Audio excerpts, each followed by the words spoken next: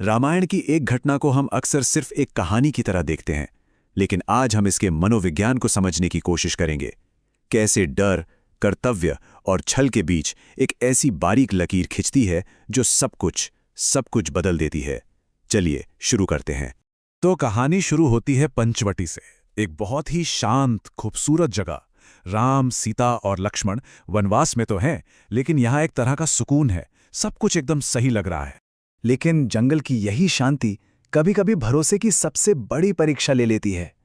यहां हर सुंदर चीज सच्ची हो जरूरी नहीं है, और हर धीमी आवाज मासूम हो ये भी जरूरी नहीं है।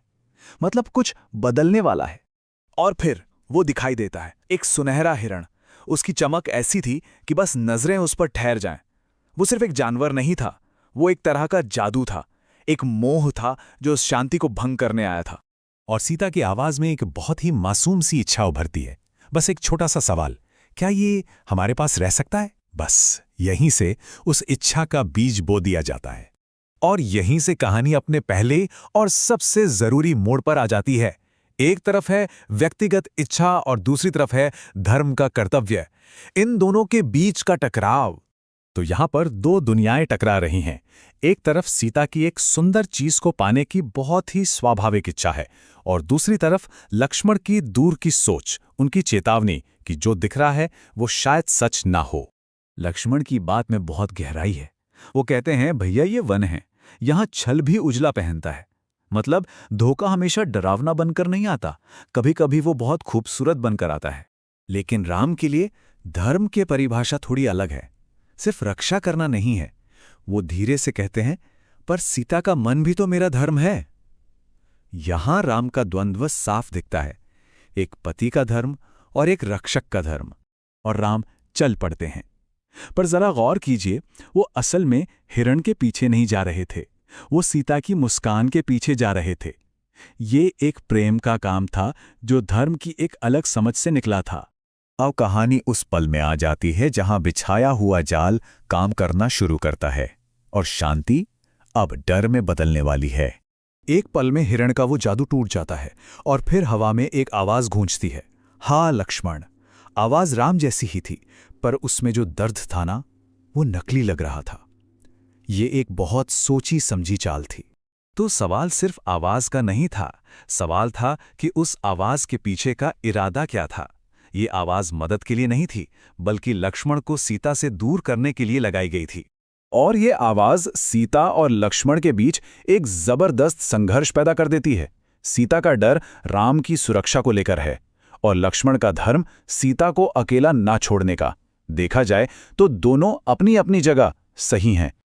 और यही इस कहानी का एक बहुत महत्वपूर्ण सबक है। उस एक पल में लक्ष्मण का तर्क सीता के डर के सामने हार जाता है। वो जानते थे कि कुछ गड़बड़ है, पर डर को तर्क से रोक पाना मुमकिन नहीं था। उन्हें जाना ही पड़ा।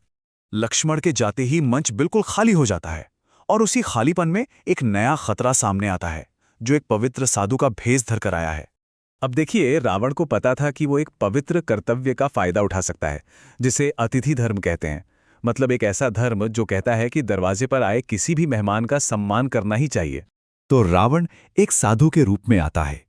उसकी आवाज एकदम नरम थी, चाल बहुत धीमी और विनम्र थी।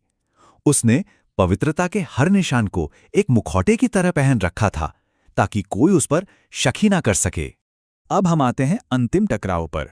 ये कोई ताकत की लड़ाई नहीं है, ये विचारों की और मनोवैज्ञानिक हेरफेर की लड़ाई है।